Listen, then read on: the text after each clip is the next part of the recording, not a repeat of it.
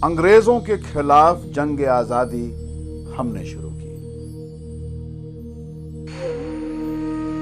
मुल्क से बाहर हिंदुस्तान की पहली हुकूमत हमने कायम की। हमने ही सबसे पहले मुल्क की मुकम्मल आजादी की मांग की। अंग्रेजों भारत छोड़ो का नारा सबसे पहले हमने ही बुलंद किया। हमने ही गांधी जी को महात्मा के खिताब से नवाजा।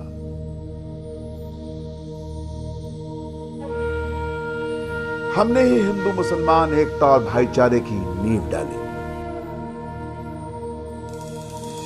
पाकिस्तान बनाने का हमने सख्ती से विरोध किया। लोग हमें जमीयत उलमाए हिंद कहते हैं।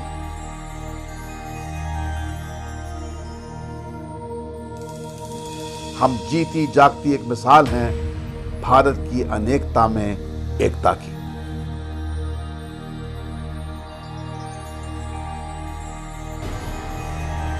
अपनी आखिरी सांसें गिन रहे मुगल साम्राज्य का उस दिन अंत हो गया जब ईस्ट इंडिया कंपनी ने दिल्ली पर अपना कब्जा जमाते हुए मुगल बादशाह शाह आलम की हिफाजत अपने जिम्मे ले ली।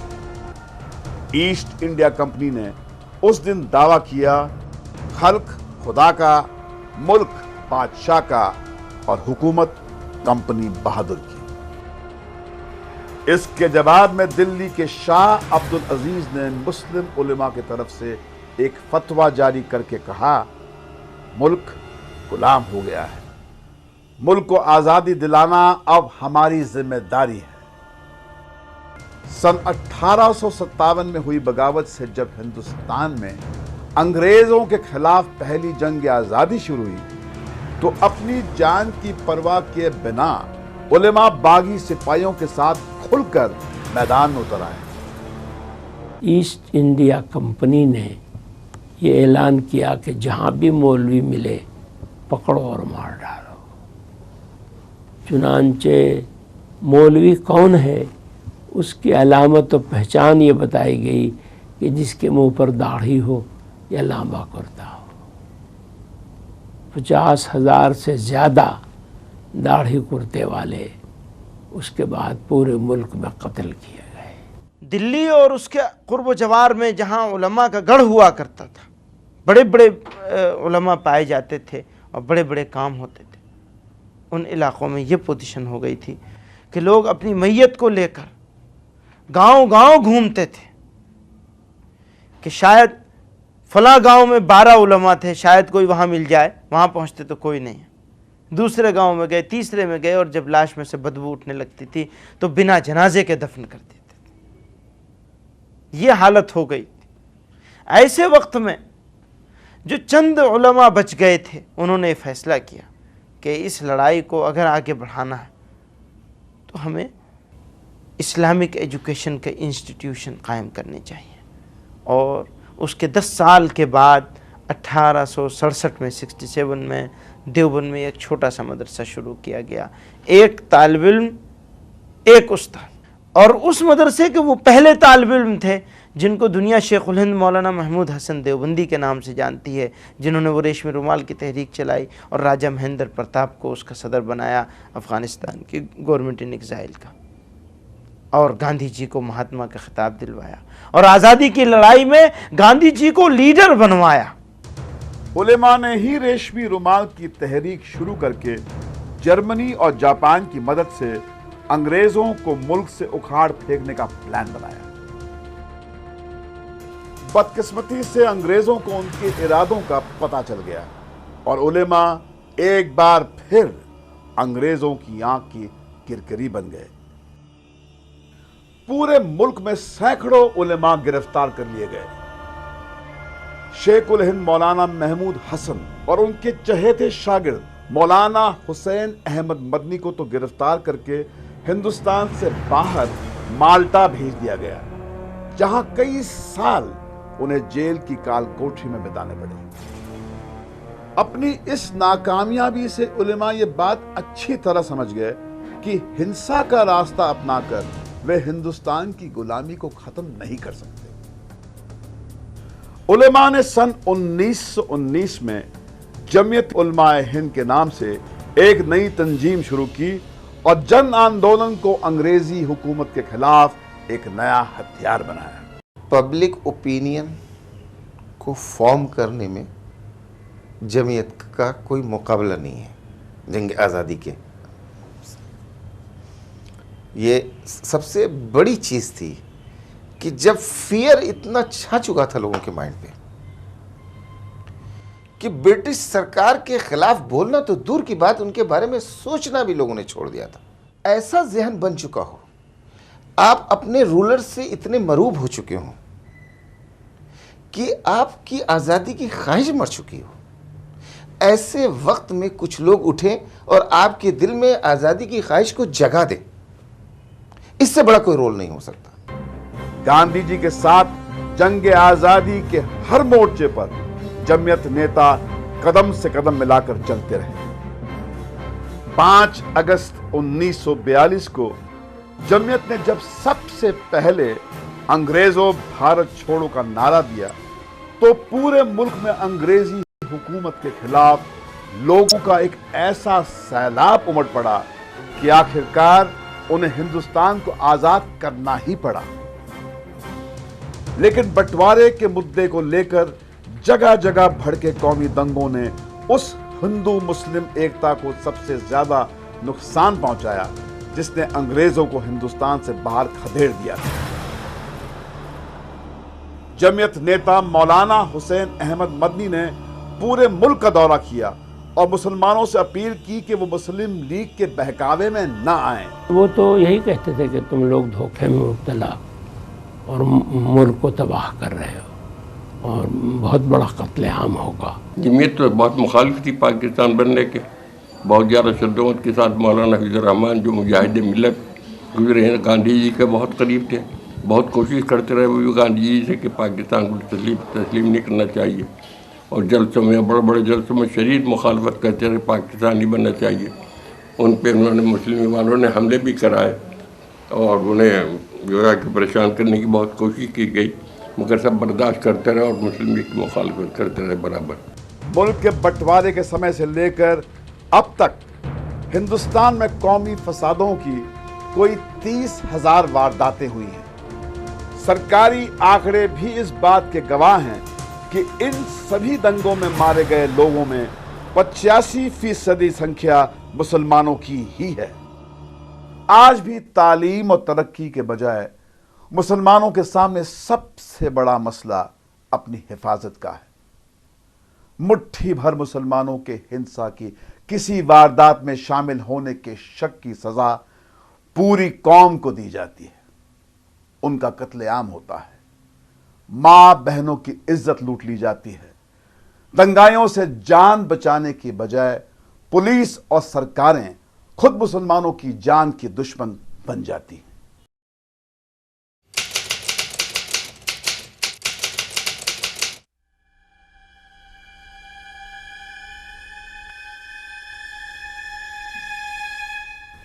इन वीरान पड़े घरों में कभी जिंदगी का बसेरा था। 1 मार्च सन 2002 की रात को मौत इसी रास्ते इन घरों में घुसी थी। अपनी जान बचाने के लिए लोगों ने खुद को इस छोटे से कमरे में कैद कर लिया।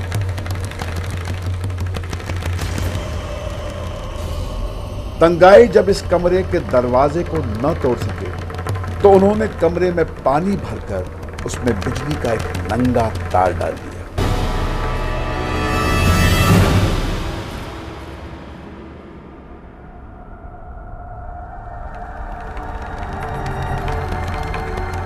पुलिस को इस सकरी गली में दूसरे दिन सुबह 33 लाशें मिली। सभी मारे गए लोगों का सिर्फ एक कसूर यही था कि वे सभी मुसलमान थे। उस दिन का मंजर जब सामने आता है तो डर जैसा लगता है कि अभी ऐसा हुआ है, अभी होगा ऐसा लगता है। उस दिन जब वो बात दिमाग में आ जाती है। हमीमा बीबी सिर्फ 21 साल की उम्र में विधवा हो गई थी। तभी से अपने 2 बच्चों की परवरिश वो अकेली ही कर रही है। लेकिन दंगाइयों ने उसकी रोजी रोटी का सहारा बनी न सिर्फ उसकी दुकान बल्कि उसके घर को भी आग के हवाले कर दिया।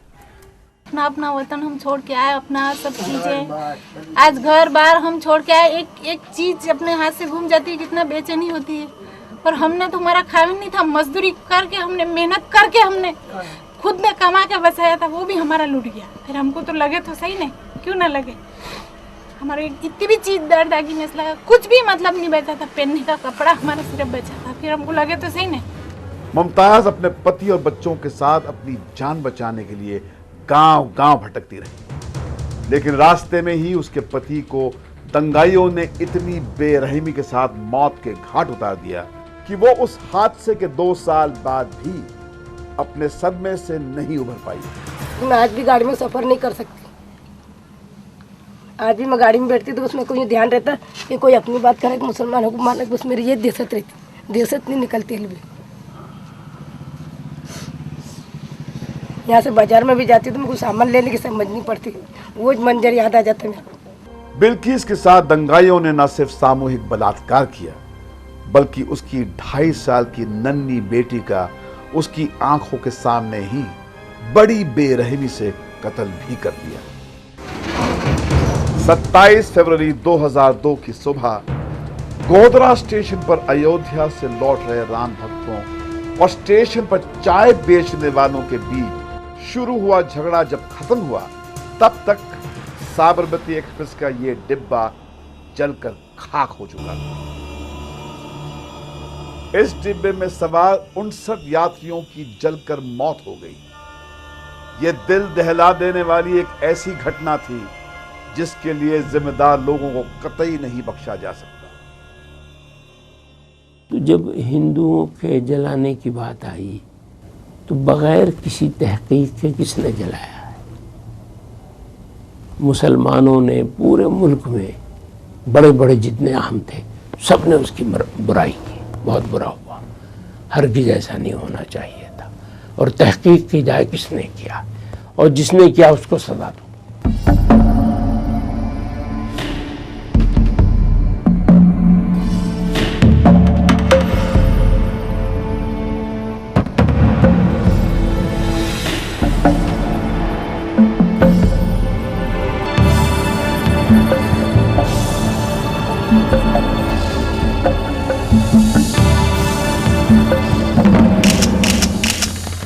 चार महीनों तक गुजरात सुलगता रहा। गुजरात की सरकार और पुलिस मुसलमानों को बचाने की बजाय दंगाइयों का ही साथ देती रही। देश की सबसे बड़ी अदालत सुप्रीम कोर्ट ने तो दंगे के एक मामले की सुनवाई के दौरान यहां तक कहा कि जिस समय गुजरात में बेकसूर मुसलमान औरतों और बच्चों को जलाया जा रहा था, उस समय उन्हें बचाने के बजाय राज्य के हुक्मरानों को यह चिंता सता रही थी कि वे दंगाइयों को किस तरह बचाएंगे। पुलिस और गुजरात की सरकार अगर सावधान होते तो गोधरा में हुआ हादसा कभी नहीं होता। लेकिन जिस तरह गुजरात के शहरों और गांवों में मुसलमानों को चुन चुन कर कत्ल किया गया, उससे साफ जाहिर होता है कि गोधरा में हुआ यह हादसा मुख्यमंत्री नरेंद्र मोदी और संघ परिवार के एक ऐसे षड्यंत्र का नतीजा था जिसकी वो एक लंबे अरसे से तैयारी कर रहे थे। जिस हादसे के लिए महज मुट्ठी भर लोग जिम्मेदार थे, उनके खिलाफ कानूनी कार्रवाई करने के बजाय पूरी मुसलमान कौम को जिम्मेदार ठहरा दिया गया।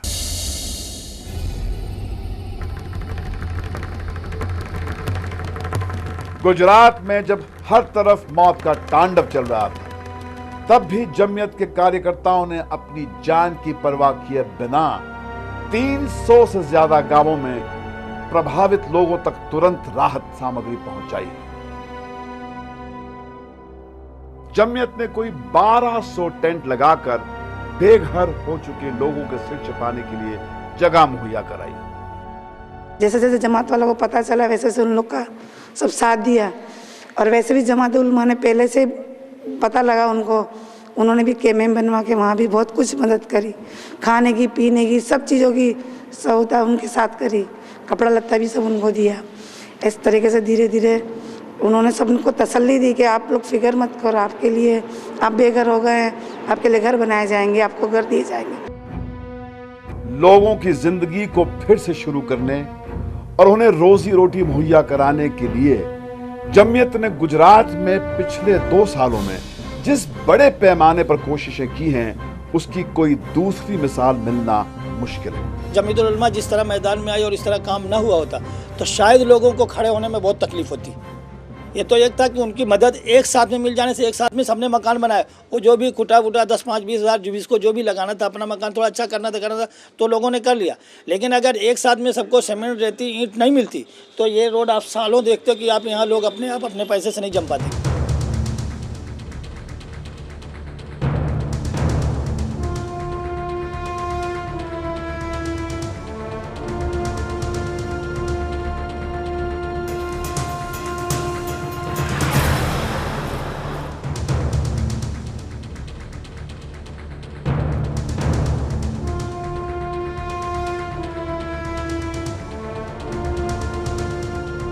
दंगों की वजह से बेघर हो चुके कोई 3,500 परिवारों को जमीयत ने नए घर बनाकर दिए।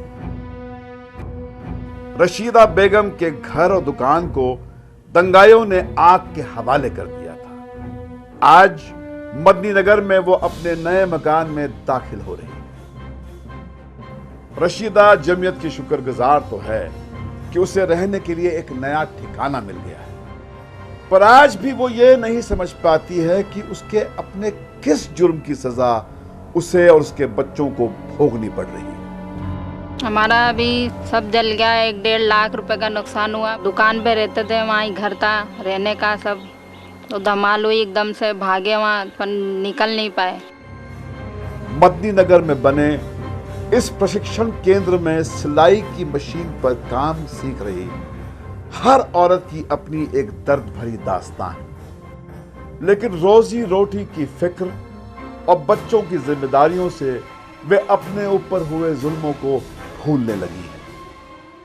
कि हमें अपने घर का ठिकाना हमें मिला, यहाँ रहने से घर मिला, उन्होंने घर दिया, घर का सहारा हमारे नहीं हुआ, हमारे आदमी को यहाँ रहने से नौकरी भी मिली, और कहते हैं ये मशीनें भी हमको मतलब ये सिलाई भी सिखाएंगे, हम यहाँ रहने से बहुत हमको मदद मिल रही है।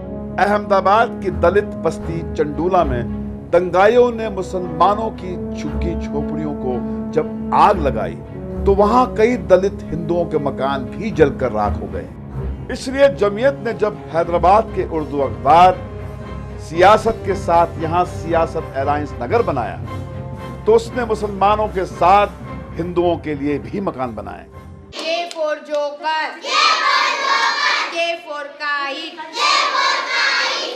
यहाँ बने इस नए स्कूल में हिंदू और मुसलमानों के बच्चे बिना किसी भेदभाव के पढ़ते हैं। गुजरात में इतने भयानक दंगों के बीच ठाकुर राम सिंह जैसे लोगों ने इंसानियत को जिंदा रखा। पलौल गांव में कभी सरपंच रहे राम सिंह ने 485 मुसलमानों को 21 दिनों तक अपने घर और खेतों में पनाह दी। खुद खाली पेट रहे, पर मुसीबत के मारे अपने मेहमानों को उन्होंने कभी भूखे नहीं रहने दिया। 19 मार्च को हमें इत्तला मिली कि ठाकुर राम सिंह के यहाँ बलोल गांव में लोग 35 आदमी हैं जो पनाह लिए हुए हैं। तो तलाश करते करते गालिबन 3-4 बज रहे थे।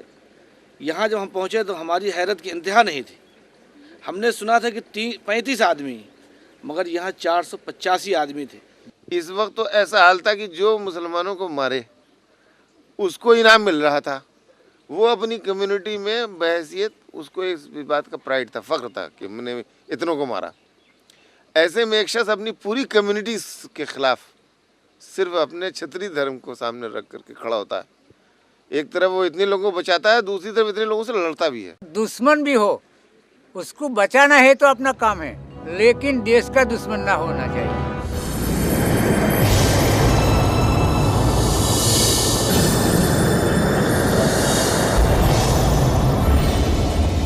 चाहे दंगे हों या प्राकृतिक आपदाएं, जमीयत ने जरूरत के वक्त हर किसी का साथ दिया है। गुजरात में ही जब 26 जनवरी 2001 को जबरदस्त भूकंप आया तो राहत सामग्री लेकर पहुंचने वाली तंजीमों में जमीयत सबसे आगे रही।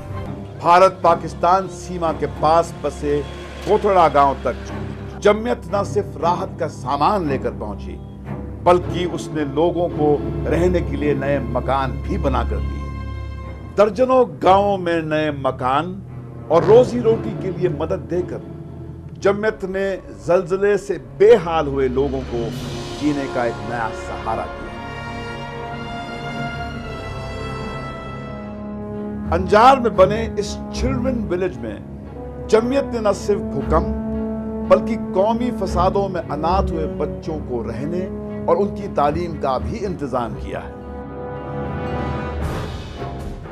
जमीयत के इस स्कूल में सिर्फ मुसलमान बच्चे ही तालीम नहीं पाते, बल्कि हिंदुओं के बच्चे भी एक बड़ी संख्या में यहां पढ़ने आते हैं। जमीयत की कोशिशों से बच्चों को इस चिल्ड्रन विलेज में अपना बचपन भले ही वापस मिल गया हो, पर उनके मासूम सवालों के जवाब दे पाना कोई आसान काम नहीं है। नसरीन को वो दिन आज भी याद है जब उसकी आंखों के सामने उसकी मां मकान के मलबे में दफन हो गई थी। अख्तर ने तो अपनी आंखों के सामने अपने माँ बाप को कत्ल होते देखा था। मुझे जब मेरी अम्मी और अब्बू की याद आती है तो मैं सोचता हूँ कि मैं कितना बदनसीब हूँ कि मुझे माँ बाप का प्यार न मिला। ये जमीयत की तालीम का ही नतीजा है कि इन बच्चों के दिलों में किसी के प्रति कोई नफरत नहीं। मैं बड़ा होकर डॉक्टर बनना चाहता हूँ और देश के लोगों की सेवा करना चाहता हूँ। मैं उन लोगों जैसा नहीं बनना चाहता जिन लोगों ने मेरी अम्मी और अब्बू को जलाए। मेरे को पढ़ने का मन करता है कि मैं पढ़ लिख के बड़ी होके कुछ बनूं, ऐसा लगता है। जमीयत ने सिर्फ मुल्क को अंग्रेजों से आजाद करने के लिए ही तालीम का सहारा नहीं लिया, बल्कि आजादी के बाद से तालीम पर ही उसका सबसे ज्यादा जोर रहा है। हमारा जो ख़ास मैदान था वो एजुकेशन का था। हमने मुसलमानों के बीच में इस्लामिक एजुकेशन के इंस्टीट्यूशंस बनाए। आज भी अल्हम्दुलिल्लाह हमारे 3000 से ज़्यादा इस्लामिक एजुकेशन के इंस्टीट्यूशंस जमीयत उलमा के लोग चला रहे हैं, बनाए हैं और चला रहे हैं। उसके बाद आ जाइए कंटेम्प्रेरी एजुकेशन के ऊपर, तो हमने जितने बड़े मदरसे हैं हमारे, सब में कोशिश करके प्राइमरी एजुकेशन के सेक्शन खुलवाए। मदरसों में यदि कुरान और हदीस को पढ़ाया जाता है तो वहीं अंग्रेजी के साथ कंप्यूटर पर काम करना भी सिखाया जाता है। इसके बावजूद इल्जाम ये लगता है कि मदरसे दहशतगर्दी के अड्डे बन गए हैं जहां आतंकवादियों को प्रशिक्षित किया जाता है। जिन लोगों ने भी ये बात कही है कि मदरसों में दहशतगर्दी की तालीम दी जाती है, वो सफ़ेद झूठ है, हकीकत से उसका कोई ताल्लुक़ नहीं है। और अगर वाक़ईतन ये मदरसे दहशतगर्दी की तालीम देते हैं तो इस मदरसे की उम्र 140 है। इस 140 साल के अंदर एक भी हमारा ग्रेजुएट किसी मंदिर पर हमला किया हो, किसी की इज्जत लूटी हो, आत्महत्या किया हो, कहीं लूट मार की हो, एक सिंगल केस पेश नहीं कर सकता कोई। देश के विभिन्न राज्यों में जमीयत इस समय 3000 से ज्यादा स्कूल चला रही है। लड़कियों के लिए हॉस्टल तैयार कर रही है। नौजवानों को तालीम के साथ रोजगार भी मिले, इसके लिए जमीयत ITI जैसे इंजीनियरिंग कॉलेज चला रही है। कम खर्चे में डॉक्टरी जांच और इलाज के लिए अस्पताल भी चला रही है। इंटरेस्ट फ्री बैंकिंग का हमने सिस्टम शुरू किया। एक जगह शुरू किया, बना के दिखाया, चला के दिखाया। उस पैटर्न पर सारे मुल्क में इस वक्त 319 इस तरह के इंस्टीट्यूशंस चल रहे हैं। मुल्क की आज़ादी के 58 साल गुजर जाने के बाद भी 65% मुसलमान आदमी और 82% मुसलमान औरतें पढ़ना लिखना नहीं जानते। हिंदुस्तान में कुल आबादी का कोई 15% हिस्सा होने के बावजूद सरकारी नौकरियों में मुसलमानों की संख्या सिर्फ 3% है। फौज और पुलिस में तो मुसलमानों की 1% की भी हिस्सेदारी नहीं है। इसके बावजूद हर रोज उनसे मुल्क के प्रति उनकी वफादारी का सबूत मांगा जाता है। उन्हें पाकिस्तानी एजेंट करार दिया जाता है। वंदे मातरम न कहने पर उन्हें गद्दार कहा जाता है। इस्लाम का एक बुनियादी फ़लसफ़ा है, वो ये है कि पूजा हमारे यहाँ सिर्फ एक की जाएगी। जहाँ तक हमारी ज़मीन का सवाल है, हमारी धरती का सवाल है, तो इसके लिए जान दे देना हमारे लिए सौभाग्य की बात है, लेकिन उसको खुदा का दर्जा नहीं दिया जा सकता, उसकी पूजा नहीं की जा सकती। पूजा तो एक, केवल एक। हमें वंदे मातरम से या इस धरती के मुक़द्दस होने से या इस धरती के लिए जान दिए जाने से या इस धरती की दूसरी चीज़ों से हमें कोई इख्तलाफ नहीं है, और साबित किया है जब मौका आया है मुसलमानों ने। इख्तलाफ इससे है कि इसको खुदा का और भगवान का दर्जा नहीं दिया जाना। अब इसको दूसरे रंग में पेश कर दिया जाता है कि साहब ये तो मानते ही नहीं, भूमि की पूजा ही नहीं कर सकते। मसला चाहे फिलिस्तीनियों के साथ नाइंसाफी का हो या बोस्निया में मुसलमानों के कत्लेआम का, इराक के खिलाफ अमेरिका की गुंडागर्दी हो या फिर दहशतगर्दी को मिटाने के नाम पर पूरी दुनिया में इस्लाम को बदनाम करने की साजिश हो, जमीयत ने हर मसले पर अपनी आवाज बुलंद की है, जलसे की हैं और हर मजहब के लोगों को अपने साथ जोड़ा है। मुल्क को आजादी दिलाने के लिए हिंदुओं और मुसलमानों ने जो तकलीफें सही, जो कुर्बानियां दी और मुल्क की तरक्की के लिए जंग आजादी के नेताओं ने जो सपने देखे थे, हम उन्हें पूरा करने में नाकाम साबित हुए।